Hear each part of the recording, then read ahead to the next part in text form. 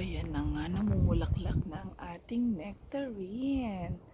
As you can see, ang dami niya guys, bulaklak. Pink na pink. Ayan. Ang daming bulaklak ng ating mga nectarine. Ayan, kita nyo naman. At ang mga dahon, ayan. So, syempre, winter, spring, summer, or fall na nga. Ayan. O, diba? Ang kaganda ng bulaklak, guys. Medyo mataas, kaya hindi natin masyadong like this one. Ay, beautiful. Sorry. Look! How beautiful it is. So, ayan nga. So, ayan. Tingnan nyo dyan sa mga, anong yan, sa area dyan.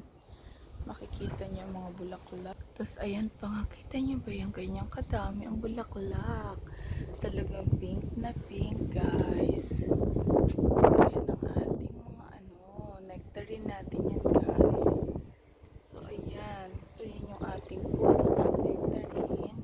Ang dami nilang flower. Beautiful. Have a look. Diba? Yung sa gilid lang yan ng bahay namin, guys. So, ayan siya. Ang dami. Pakita ko sa inyo yung pasabanda doon. Ayun. Sa gilid yan ng aming bahay. Ayan. Ang dami ring bulaklak.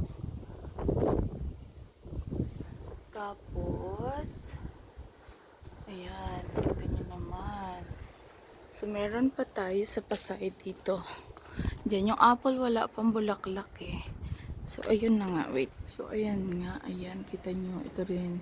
Sa gilid din ng bahay. Ayan, nakita nyo naman. Ang daming bulaklak. So, hintayin natin magbunga yan, guys. So, ayan.